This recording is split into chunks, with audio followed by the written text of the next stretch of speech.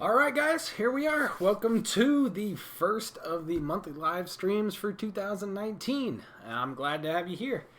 We're going to be doing things a little bit differently here.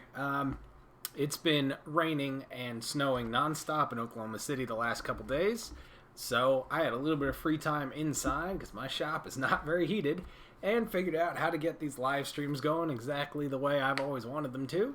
Let me know over in the chat if if you guys want to see more like this in the future, or if this is too much, too gimmicky for y'all.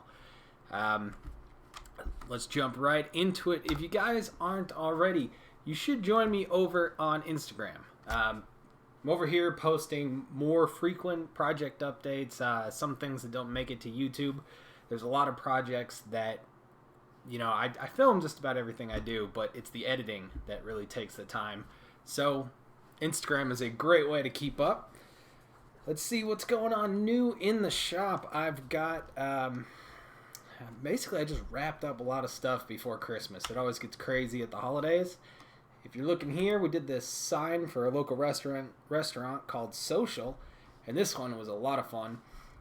Let me get some more pictures up here. It was a steel frame that we powder coated. Then I put in some walnut panels and letters on top of those on an offset with lighting, and those little letters at the bottom are actually 3D printed. So it was a crazy project. There's steel, there's powder coating, there's wood, there's 3D printing, there's epoxy, there's LEDs. Man, that title for that video, when it eventually does get done, could be the YouTube metadata goldmine. So yeah, that's really, I'm just kind of winding down from Christmas right now. Right up to the holiday is crazy. I worked Christmas Eve. I think I even worked Christmas Day a little bit. But, you know, the holidays are, end of year is crazy for anybody that's running their own business. Everybody will tell you that. So we've, yeah, let's see, what else is new? There's a couple cool projects coming down the pipe. This social sign is going to be one. What we actually ended up doing was, let me jump back over here to this camera. Here's a couple more pictures of it. I did a set of bracketry for that restaurant, and then the location had previously been a Korean restaurant, and they had a sign there that the wall behind that sign wasn't stuccoed or even painted, I think. And so to remove it would have been a big job. So really we just took the old face off, and I made a new face to match. So make the best of bad situation, I guess. It was great because this one already had lights and everything. It was really just the face that needed replacing. There's the 3D printing. Let me see if I can find this picture. Yeah, here we go. We did a set of bar shelves for this place too. Just some organization for their back bar. And this was them as soon as they went in, and then the eventual, you know, once they got all dressed up. This is one that, it was a rush job, and I didn't have a chance to do the, do a whole video treatment like I'd like to. But on Instagram, I made a story, I think they call them story highlights, where it saved everything that happened, or all the stories I posted about this project. And one of the ones that was pretty cool about it, let me see if I can just click through to find it real quick. Shut up. Is we put basically half lap joints in. We cut the 1-inch square tube there halfway down with a metal cutting saw, and then plasma cut out the leftover piece down the middle of the square tube, and right there, my intern was doing it with the plasma cutter, and here's the first cut, and then, you know, they just kind of slot together like that, and you're good to go. It's really like a half lap on wood, except you can be a lot more sloppy with the joint because you're going to go fill it in with weld eventually. And the upside of that too is that you get a little bit of adjustment there when you go to actually square everything up once you tack it together. These guys were 16 feet long, and they ended up being, oh gosh, what were they? I think they were like 4 foot, maybe 4'1" tall, and about 17, 18 inches deep. And they were heavy. We built it as one solid piece with adjustable feet, and that was mostly because the man, what do I want to call them? The supports. Where I'm gonna jump back over here again. The supports underneath the bar top. This big butcher block bar top across here really wasn't well supported. I mean, it's well supported enough for a bar top, but not to put a bunch of weight on top of it. So we had to bring our legs down in specific spots, and really there wasn't a way that would look good to do this as like 3 pieces. So got done as one big one, took 4 guys to move it in there, and then we had just about everybody else come out and help kind of lift this up and slide it right back into position. And this one was a real pain because it fit into a notch or a little alcove in the wall there. It was like 2 or 3 inches deep, but it had to slide back into place, and so it had to be built perfect. But hey, I was hoping, and it just perfect 1/8 of an inch reveal all the way around, and the adjustable feet on the bottom let us level that because, of course, while the walls were level, they'd been recently built. The ceiling actually had an 1.125" slope over that 16 feet. So one side of it was, we took that slope up in that top bar that doesn't do anything. It's just aesthetic. And it worked out. When I first laid it out on my tables, I actually laid it out backwards, started putting tacks on, and then said, I don't know, I might go the other way.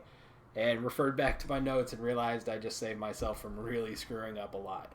But that was a cool project. My intern did a lot of the welding on that. I kind of did the fabricating, held things in place, and then he put everything together the way it needed to be. But yeah, let me know what you guys are working on. I'm looking over at the chat here. There's a little bit of a delay, of course. And Happy New Year to all you guys too. I appreciate that. Yeah, Sky, there's we've got some snow here. It actually kept coming down after I went outside and grabbed this little clip. There's been it's just been cold, and I've lost some weight in the last year, so maybe I'm just not as insulated as I used to be, but I've been feeling it this year. Like, I've really not been a fan of the cold. I'm wearing thermals and insulated pants and all that, but still not a fan of it. So, yeah, I stayed home today. There wasn't too much I needed to get done, and that's going to get done tomorrow morning. So, Aaron, building a big wood boiler. That's cool. What's up, Doug? Doug's here. Yeah, Doug will tell you it's cold. I don't know. I guess once you get down the boat and put a heater on it, it should be marginally better, but nah. Like, I'm not doing it. Like, I'm just so over being that cold. Everybody I talk to about it, they're like, well, once you start welding, it's got to be great, huh? No, it's not. You're warm right here, and the rest of your body's freezing cold. My welding table is a 800-pound, 4 foot by 8 foot, 3/4 inch thick piece of just mild steel. And I'm really thinking about getting like an engine radiator heater and sticking that to the bottom of it, just so that whole thing stays at like even just 50 degrees would be enough to where I can lean on it and not hurt. Like as it is right now when I'm sitting there welding, if I'm actually sitting down to weld, working on smaller parts, I've got 2 heaters on either side of me going, and generally one at my feet, and it's still miserable. So I don't know. I'm going to have to figure something out for next year. This, by the time I get it figured out, this winter's going to be over, but we'll sort something out. Oh, and an announcement. I'm going to be doing a little bit of an open house build project collaboration thing this coming Saturday, not like a week from Saturday. Let me see what that is. That's the 12th. It's going to be, get in touch with me. It's going to be at my shop. If you've got some project you want to work on, the plasma table is going to be available. We can have a little bit of fun with that. If you want to learn how to weld, we can do that. But I am going to be working on a little bit of woodworking and metalworking, a little bit of painting, and you guys are welcome to jump along with that. And no, Doug, there is no heat in the back of that shop. Drives me crazy because that building generates so much cardboard and scrap wood waste. There's a cabinetry shop. They get shipments multiple times a day on pallets, and they're not standard size pallets. So, they're not really reusable. We just throw them out. And I just want to put a wood stove in there, but the insurance on that would be, or trying to deal with the insurance for that would be crazy. So we've just ignored that. But yeah, I've been bringing some of those pallets home and burning them here because might as well. But I'm not doing it at the shop. I'm over it. Like, the last couple days have been too cold for my liking. And then I saw somebody up here, who was it? Omar, building a steel roof. And that sounds like a bunch of fun. My dad actually just did that to his house. Had his roof replaced with, whatever the common steel, those not corrugated steel, but those bigger panels with wider corrugations. So yeah, I mean, it's one of those things, like, welding's really forgiving, but sheet metal work does not appear to be, and it's a little annoying. Anyway, if you guys want to see what it takes to actually to run this, like, multi-camera live stream thing, I'll show you, just because I thought it was really interesting. I'm using a program called OBS Studio, Open Broadcast Studio, and I've got kind of an infinity mirror thing going on here now, but it lets me set up all these different camera shots, and then I can just, with a hotkey, jump between them. It'll cut my audio, but I can go back to the intro. Or I could go to the outro, or I could go to camera 1 or camera 2. It's been kind of fun. I don't know. It keeps me out of trouble at home playing. Let's see what else is new in the shop. Or at home, I guess I should say. A little maker cave. Working on, actually, since Doug's here, we'll talk about this. Working on this project with a bunch of 18650s. These are battery cells. Most of these were recovered from laptop batteries, and I've taken them out of the plastic, and then, taken off. Let's hope that shows up in focus. Taken out. There's normally metal tabs on the top and bottom. Taking those off, they just pull off. And then you end up with these batteries. Each one of these is around 8 or 9 watt hours of storage, and which is, if you guys look at, like, your cell phone battery, it's not this shape. They're flat, but it's about the same storage as most cell phones in one of these. And what's going on in there is there's a couple sheets. They're generally like a paper or a plastic or both, and they've got all the chemicals they need on them, the anode, cathode, the electrolyte, and then they're rolled up into a cylinder. Whereas in your phone, they're, like, zigzagged back and forth to make something flat. But these are going to be, I'm going to take these and put them together and make a battery pack. And I'm kind of going back and forth on what I want to do for my first project with those, my first big project. The first idea is to take, I think it would end up being about 200 or 250 of those, and make a battery pack with an inverter that could put out 240 so I could run a welder on it on the go. Right now, when I want to weld on the go, I take my old welder, which will run on 120, and I actually run that off the DeWalt, I think it's a DCB 1800. It's an inverter that you put 4 batteries, 4 20-volt batteries in, or flex volt 60-volt ones. And then you fire it up, and it gives you 1800 watts out, which is 15 amps, a standard home outlet. But it'll peak up to double that. And generally speaking, when I'm welding on the go with this thing, it's mostly to do assembly of something that's got to fit into a weird space. So I'll take all the parts, cut them to fit, tack them together, bring them back to the shop and weld everything out. And so that's most of it. Every once in a while, it's like welding a gate hinge or something like that, where it's small, and if I trip the breaker on the battery, I can just restart it, and you let it cool down for like 10 seconds, and it cycles, then you can go again. But what I really want is something that really has a lot of juice, and I can get 240 out of, and I can sit there. If I could weld 1/4 inch with it, that's plenty. I don't need to be able to weld, put down big passes on 1/2 inch plate or something. That's beyond what I need. But I do get projects every once in a while where, like this bar shelf project over here. If I had been able to, before all the wallpaper and the bar and everything went up, if I had been able to go assemble on site, I would have known that shelf would have fit perfectly into that alcove. And we could have removed that 1/8 of an inch reveal.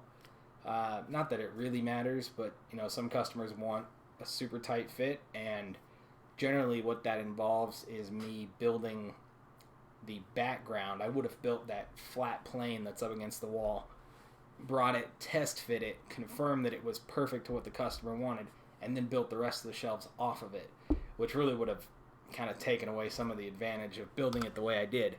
So yeah, it would be nice to be able to weld on the go. And then, maybe at the end of the day, this would be something that I could have as a kit that could be available to other people. Supply your own batteries, but you get, a plasma cut battery box, the inverter, some plugs, whatever else is needed, some fusing, and then, you can go scavenge laptop batteries. Let me see if I got any laying around. Nope. You can go scavenge laptop batteries or whatever else. One that's actually a really good source of these is hoverboard batteries. Everybody was complaining about hoverboards lighting on fire. And the reason they were doing that is because these companies weren't putting any battery protection in them. So people threw these away, and I had a bunch of, I generated a lot of scrap metal. And my arrangement with people that are scrappers is basically, hey, you can have all my scrap metal, but bring me cool stuff that you find, and I will give you more than what the scrapyard will for it. So I get a lot of like old rusty saw blades and stuff like that, which I don't really know what I'm going to do, but every once in a while a project comes up where I need something kind of old to base everything else off of. And, it's just good to have an inventory of those, because it's not like you can go to the store and order them. So I put the word out to the couple people that come get my scrap metal that I'm looking for batteries, and a bunch of them started showing up, and a lot of them were hoverboard batteries. And, yeah. So you strip them down out of the battery packs that they made, and get them down to individual cells like this, and then test them, and that's what's going on. That's what's going on with all this over here. It's all battery testers. These guys hold 4 batteries at a time, and it takes like, 10, 12 hours round trip to do a test of a set of batteries. And what it does is charges them up, discharges them, charges them again, and then tells you what the capacity of them is. And yeah, so I've got like 8 of those so that I can test a lot at once, and that's the whole idea behind batteries. So as for interesting projects coming up, I think I mentioned this last month, and it just never happened before Christmas. I've got a project I did, because I got a lot of comments on it. I've got a project where we're going to be making a machine that will core out a pineapple. Basically something that, and there's a bunch of different ways to do this, but I think this is the one I've settled on. It's basically going to be like a hooked knife that you would plunge down through the meat of the pineapple, and then it will do a 360, and then probably a little bit more than that, so it's holding onto the bottom of that core, and then just lift the whole thing up. Sky. Or if I'm saying that wrong, let me know. I am. I actually already have a spot welder. Something I rigged up quite a while ago. I've been messing with this idea for a couple years, and only recently gotten a little bit more serious about it. But I did film building the spot welder, so I should be able to edit that together into something if I end up doing a video about how this is all done. Um, yeah. So, man, what was I just talking about? Oh, this pineapple coring machine. Yeah. So I think the idea is going to be there's going to be a lever that comes down. That lever is it's going to be a little complicated, but that lever is going to turn a gear that will turn a horizontal shaft, that will turn another gear, that will turn a disc, and that disc will spin like 90 degrees and draw two arms in, and then those arms will actuate some sort of other arm which comes in and like grabs the side of the pineapple, and that would be the clamping mechanism. And then, just like plunge, twist, lift should core out the pineapples. They're already going to have the tops cut off them. And then the customer asked me if it would be possible to also make this thing be able to drill a hole into a coconut. These are for drinks at a bar. So I'm going to see if I can figure that out too. This is kind of just a fun one. Like, you got to have weird little creative things every once in a while, or else you just go crazy with, the same thing every day. But yeah, it's been... That's what I'm actually kind of looking forward to. And then, what am I working on right now as far as videos? I've got the last video from this big trip I did. It's kind of a daunting one to do because it's the making doors for the gift shop / country store at the Good of the Land, Old Mill Pond Museum. And it was, it's quite a bit of filming that I did there, but it was also a lot of put the camera down and work, because I was there for like 10 hours and we had to get these things done. There was no room. I had to leave, so we had to get them done. And then we went back. Doug from SV Seeker was there at the Good of the Land Fest, and I've got a bunch of footage of that too. So I'm gonna try and get that all condensed into something interesting.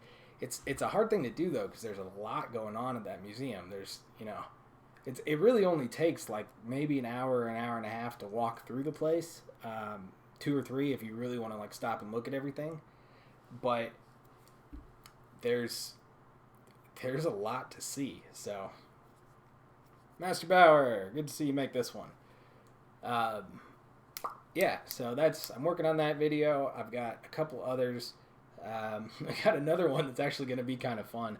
We're going to make a model of a head, and I'm going back and forth between actually casting my own head versus just using like one of those styrofoam ones to test different ear protection, because I use like 5 or 6 different types of ear protection. One, what are they called? Walker headphones. Doug, I saw those up there and then got some. I think they're for shooting, and they're good ear protection. They have a little microphone in them that cuts out really loud noise, but still lets through like the vocal range. So and then also you can dial that off so that everything just goes quiet. And then they also have a headphone input jack so that you can listen to music. And I added a Bluetooth adapter to them. They're like $10. And then so I added the Bluetooth adapter, and they were great. The only problem I had, and I don't know, Doug, if you're still here, let me know about yours. The side with the headphone plug-in thing, it always hurt my ear after, and it was only this side. But after like an hour or two, it would start to get uncomfortable, and I don't know why. I could not deduce what was causing it. I would take them off, flip them around, and it would hurt the other ear. So it's something going on that side of the headphone. Or the earphone. Yeah, but yeah, Master Bauer. I've got a video. It's like one of my top 5 videos on how to do silicone molds, and the process is basically exactly the same for body parts. You just have to be able to breathe. So it wouldn't really be that hard to do. It's just a matter of, do I want to go through the trouble That would kind of just be for the sake of the video versus getting a styrofoam head and then making a casting of like the inside of my ear, because that's really the only important part is like the inside of your ear, so a headphone will actually stick into it. But yeah, the whole point is just to take the, like, what I use, 5 different kinds of hearing protection and like just make them battle it out, see which ones work well. Yeah, Doug, I don't know about the Walker headphones. Like, I couldn't see anything wrong with the padding. They just hurt after a while. But I actually ended up, and I meant to grab the video, and it's sitting on my computer at work.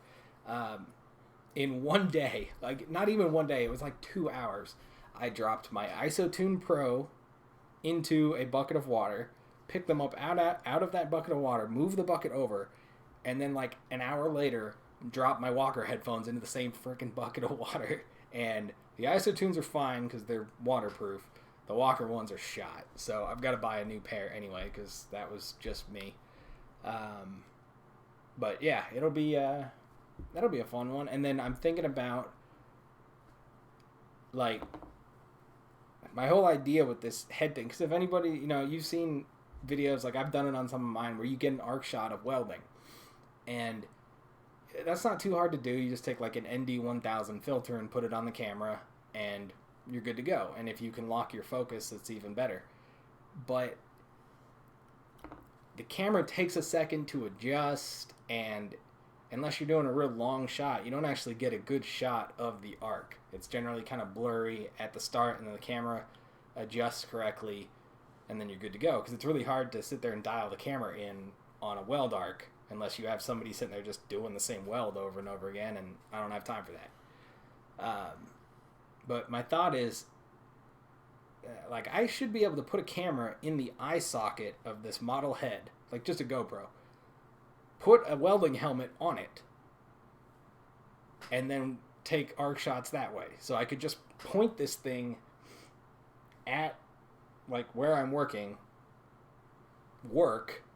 go back through the footage, and pick the shot that actually looks good instead of setting up for every shot.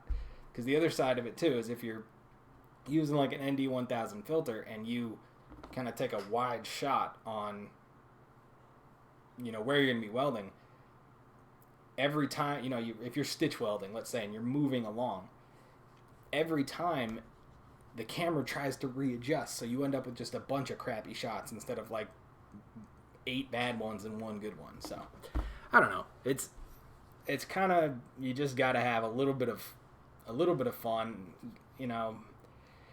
It's really easy to get too far into a groove where your creativity goes out the window and then your motivation goes out the window. So I try to take like my approach to bidding and billing is I take a 5-day work week. 3 of those days are schedulable. So if somebody, if somebody wants something and I'm busy, those are the days that are accounted for with me being busy, having them pushed back on the schedule. The other 2 days are for if I screw up my estimation of anything, if something goes wrong, if I'm sick, if I've got to do something for the house, if whatever. Those are what those 2 days are for. And then for like emergency projects and also rush projects where there's a rush fee. That's what you get rushed into, is those days that I've blocked out for being available. And generally, though, that doesn't work. If there's a rush project, I'm in on the weekend anyway. But what are you going to do? And so you get busy. I'm busy out into February right now. So I got to have 1 or 2 days a month where I just kind of do something weird. And that's been how I've done it. Same sort of thing. Like, that's why we got the 3D printer back here. Just the filament collection going crazy. Let me see if I can do this here. Yeah, you probably can see it better now. There's even more filament down here. There's, You know, that's just for whatever weird project. Like, here you go. Let me see. This is a counterweight that I 3D printed out for my gimbal. And this was when I was going to FabTech, because I was going to have... the gimbal's not here, it's at the shop. But there's my phone, and... Oh, come on, here you go. Here's my old phone, and my old phone is the size that the camera, or the gimbal, is made to use. And this new one, and it's kind of on the big end of that. This new one, the Note 9, the gimbal cannot balance this thing. It just... The motors try for like 2 or 3 seconds, then it gives up. So this counterweight piece, is this the one? Let me see. No, this one doesn't have a relief on it. That's why it's sitting here, because I had to reprint it. This just snaps onto, and it's a pressure fit. I printed this, and it was a little bit loose, and I printed it with this diameter being 1/1000th less, and then it snapped on perfectly.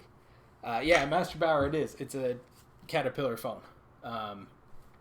Let me see if I can do this. But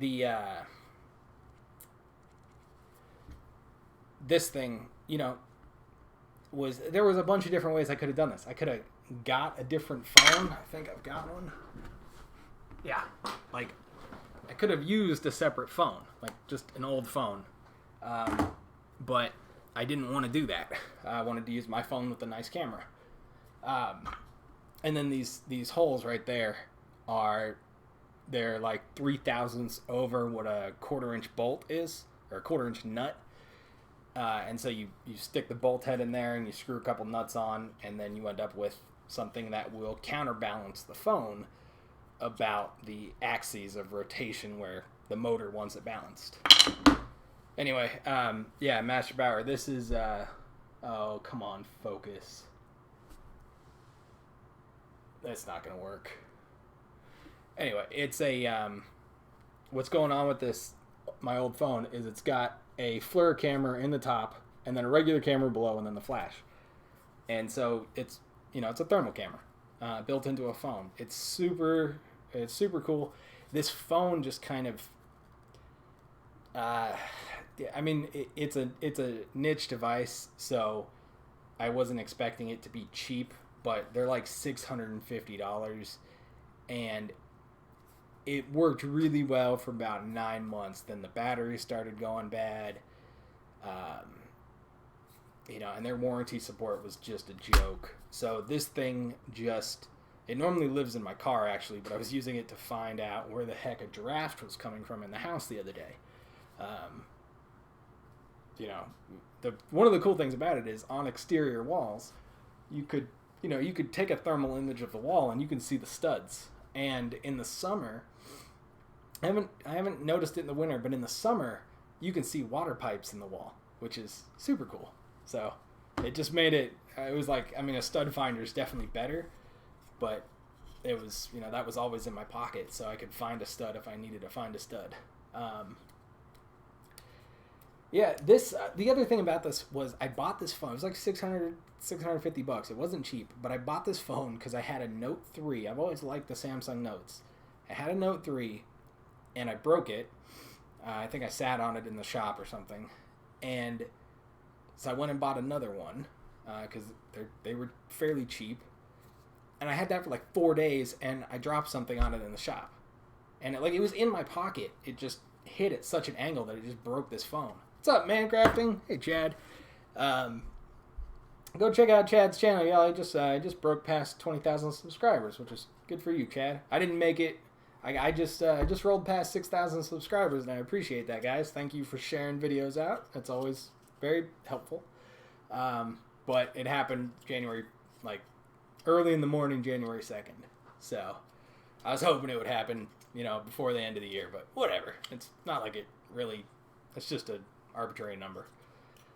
But yeah, so I kept breaking phones, and then I went and bought this one, and I will give them this. I do have it in a case. Let me get, come on. Yeah. But this phone is super rugged. It's got like a waterproof door right here. I don't have fingernails, so this is always... Anyway, it's got a door in there with the SD card and the SIM card and all that. And then like the volume buttons are waterproof, and then down this side, oh come on, there you go.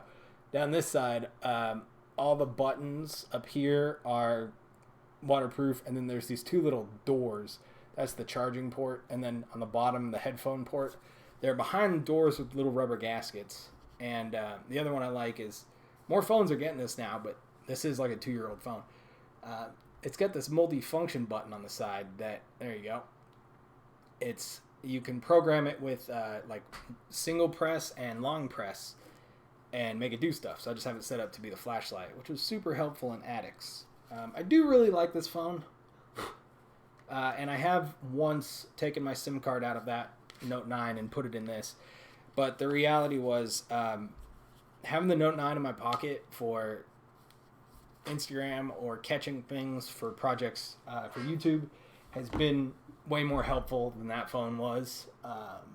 So, yeah, I just like having it there more. Gosh, I know there's some other projects coming up that are getting crazy. I'm doing a bunch of work at a house, and it's all like little boring stuff, so it won't be a video, but it's just little things where like little metalworking. And then I'm kind of itching for something to do. I'm kind of thinking some furniture. I really like doing the walnut work for this social sign. Those were a bear to get glued up. They're 3/4 inch, what do they call it? Rustic walnut, which just means it has knots in it. 3/4 inch thick, 4 foot long. I mean, they come like 12 feet long, and then glued up into 4 foot by 4 foot panels. And it ended up being 7 boards per panel.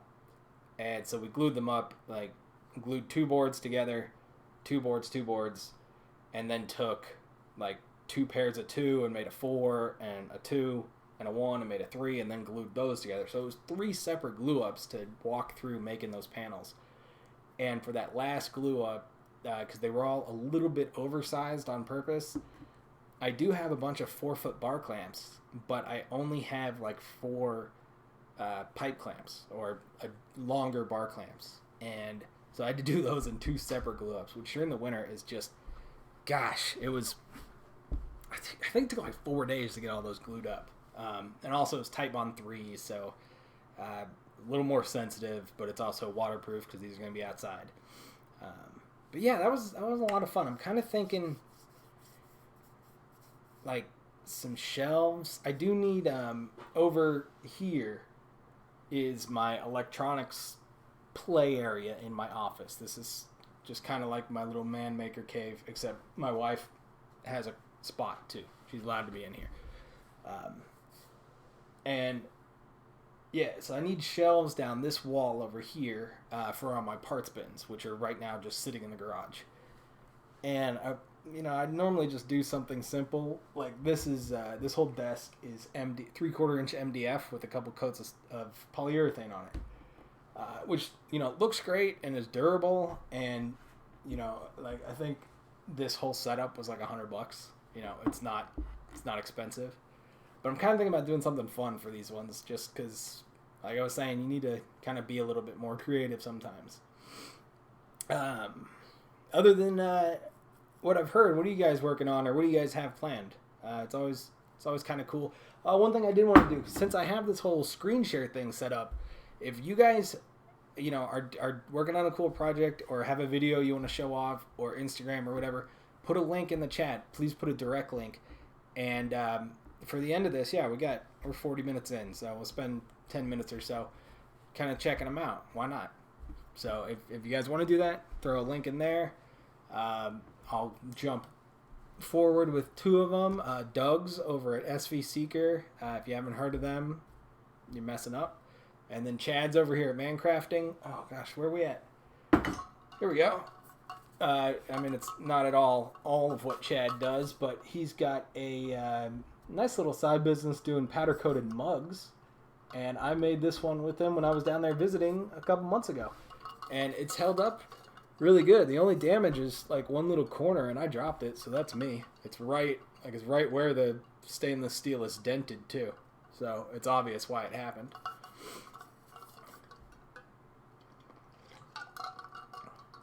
Oh, it's got rum in it. All right. Yeah, what do we got? Video wise, I've got this social sign coming out, and yeah, it should be like bang, bang, bang, bang with a bunch of pretty cool ones. I've been having some fun. I did just kind of throw away a bunch of projects that I was sitting on wanting to make a video about, and just it wasn't there. The footage wasn't good enough or whatever. So, nah. But I will. Let's jump back over here. This I would like to do a little informal poll real quick.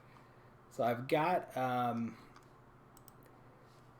did these bar carts, and I really only made the frames. It was because it was a rush order. I normally would do the woodwork on them, but these they needed them, and I didn't have time to do the woodwork, so they had somebody else do them. But come on, Instagram on the PC is a pain. Yeah, but like we used, what do they call it? Sculpt Nouveau's Black Magic to put that finish on them, and I love the way those turned out. So that's one that could be done, and then building this sign. This was a neighborhood entryway sign, and it's got color changing lights in the back of it. And then building this guy, this was a weird one. It's a tape dispenser that this is for a restaurant. They sell tacos, and they have a bunch of different flavors. So the tacos, they have tape made up with all the different flavors, and they wanted, it's just a tape roll holder. But the problem is that if one of the, if this is just a normal roll of tape, or bunch of rolls of tape, if the one in the middle runs out of tape, you've got to take like all of them off, at least on one side, to replace that one. So what I did was build a steel frame, and then 3D print all these little cartridges that run on an axle up the top where you can see that pin. And then the whole cartridge lifts up. You can take the roll of tape off, put a new one on, slide it back down, and then it butts up to the next cartridge so the roll of tape can't fall off. And yeah, so that'll be, that could be a video too. I did film everything for that. Like I said, I do kind of film. Let me see if I can do this. Here we go. Yeah, so this is what a YouTuber's computer looks like if you're me. There's 4 8-terabyte drives in here, and then a terabyte worth of super fast NVMe SSD storage that's got all my, like, what I'm currently working on stuff. And yeah. And then there's another 2 of these 8 terabytes sitting on my shelf over here, just kind of as backups. And then the whole thing backs up onto the internet, which is crazy. So it took like 2 months to do that upload. Let me see now that people have told me what they're working on. Like I said, there's a little delay here, so I apologize for that.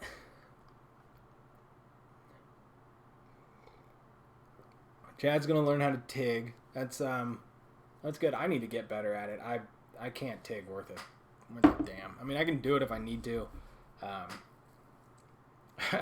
really annoyed. I missed this one. This is why I filmed just about everything. It's because I had one come in that I thought was just gonna be dumb, so I didn't film it. And it was a big water tank, but it was like 6 inches by about 18 inches by about 5 feet tall. Open at the top, stainless steel, and it's used by a restaurant to soak cutting boards in, I guess. I don't know.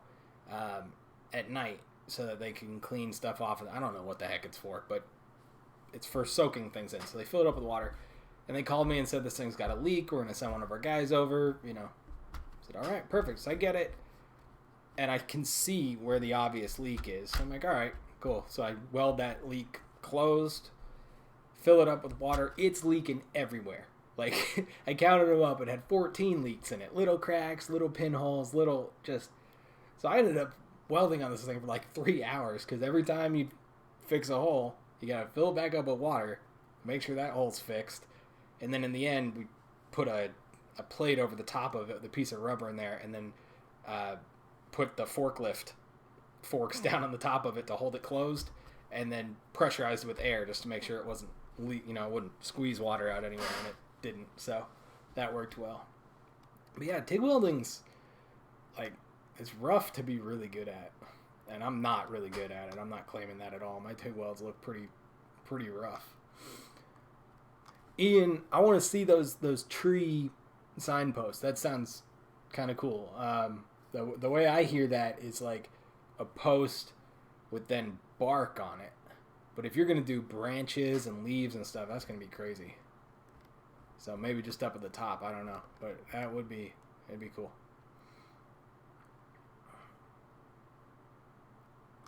Chad, did you get your whatever company that is, those little CNC tables? I'm interested because I'm coming back out to Atlanta in February. Yeah, if you guys are between Oklahoma City and Atlanta, let me know. I'd take that drive apparently every other month now. But yeah, it'd be cool to see. I forget what that company's called, but it'd be cool to see their tables. I just like looking at how different companies do it. Oh, Master Bauer, I remember you talking about that.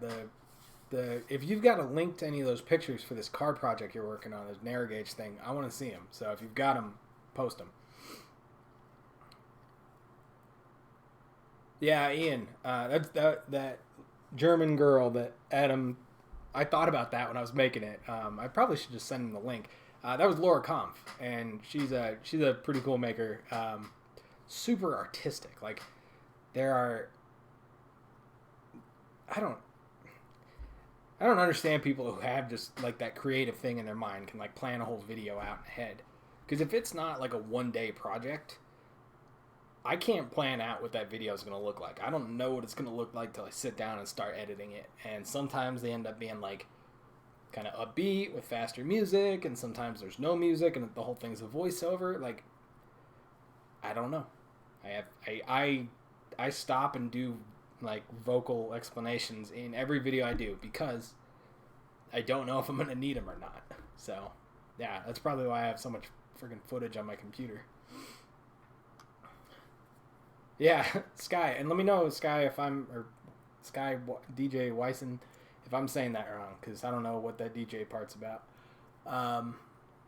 Yeah, I try and do the live streams at a better time. A lot of people do them. I mean, I understand it. Like, if you're on the East Coast, you don't want to be up till like 10:30, 11 doing a live stream so that people in California can watch. But I guess I got a benefit because I'm in the middle. Yeah, let's see. Chad, you're nervous about the Langmuir. They're, I mean, I think the one thing you do have to know is you're just going to blow out a bunch of tips in your plasma cutter while you figure out how to use it. So, order some extra ones. I order tips for my plasma cutter. I order generally 50 tips and 40 electrodes, because every once in a while you just screw up and ruin a tip and you don't have to replace the electrode. And some people say you don't need to replace the electrode every time, and they're right, you don't need to. But electrodes are, I think they're like $5.50, $5, something like that for my plasma cutter.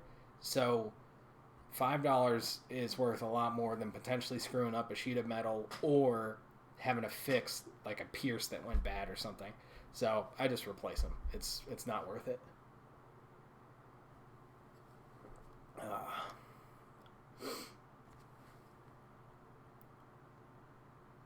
Okay, Ian, I'm following this whole tree idea. That's cool. Yeah, I want to see that when it's done. Make sure to put it up. Oh yeah, Matt, Chad, I'm afraid of TIG too.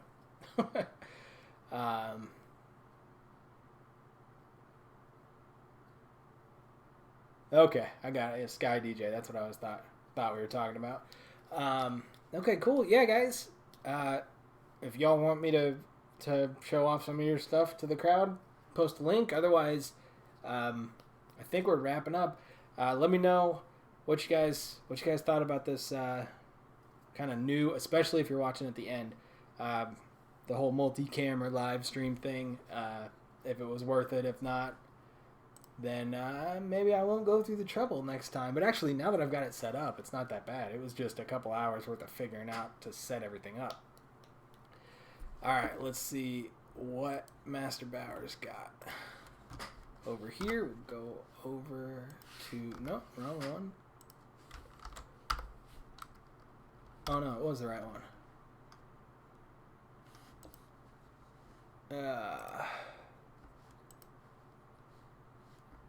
I don't know. It's not working. But, yeah. Yeah, so Master Bauer, if you get the right link, put it down in the comments. If it's not before this, start over. Before this is over. Yeah, I like this whole multicam thing. And again, this is OBS Studio, and I like how, watch, I'm going to do it again. I like it. It does this like a boom thing where the windows, because I'm broadcasting, or I'm recording the screen, and the screen's showing what's being recorded, so there's a delay and it loops. One more time. All right. Yeah, so it's pretty cool. I've just got it all set up, and I set up hotkeys so I can just jump right here. You guys want to see how snowy it was today? Wow, check that out. Like, super easy. Okay, guys. Just rambling at this point. I really appreciate y'all stopping by. I love this whole live stream thing. I like the back and forth and I don't want this to be a one-sided conversation. So let's see. Mancrafting and Ian just popped up some pictures. Oh, okay. These are actually valid. So we'll jump over here and we'll try that out. Oh yeah, Chad, I've seen your video. Chad did a video on somebody else's Langmuir, I guess. Yeah. See, these things are a little sketchy to me because, like, first off, you've got to manually adjust the up and down on the Z-axis, and then they're just using like a friction fit to hold that torch holder. It just sounds like there's a whole lot of room in there for mistakes, but you never know. So we'll figure it out. Let's see. This was Ian's. Nice, man.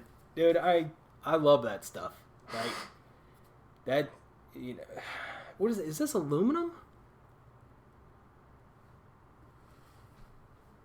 Or is it galvanized or something? It doesn't look like stainless. It might be, but anyway. Yeah, that's cool, Ian. Like, that's art with skill backing it up. So that's the way to, that's what's really cool about these things. It's like you look at, and there's things I do that some people have said are artsy. And I know there are some where I just got to get a little creative and have some fun. But like, I look at most of what I do as like fabricating with a little bit of a creative bend. But the creativity to me is more in like how to build something or how to make something work or how to hide fasteners or how to combine, things that don't work, how to make materials stick together that don't want to stick together. It's not so much like the art side of things because I don't, for the most part, I'm taking art that like a graphic designer made and taking it from the screen into the physical. And there's obviously some creativity in there and how you do it, but I don't really feel artsy about that. So I don't know, whatever. But Ian, I love that, man. I'm just gonna put it up one more time, just for anybody that didn't see it. That's cool. Like, I'm gonna contact you. I want to know what that sort of thing cost. So yeah, and then Master Bauer put up a link. Let me copy this.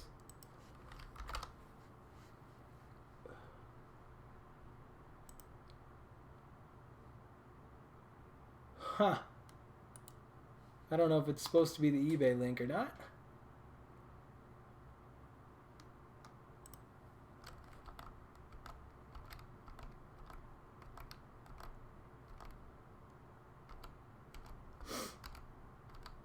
That's crazy.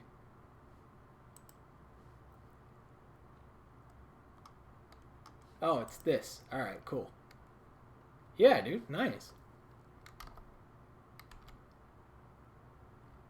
That looks pretty bulletproof. The only thing I would say about oh man, am I looking at the wrong one? There you go. Sorry guys. Yeah, the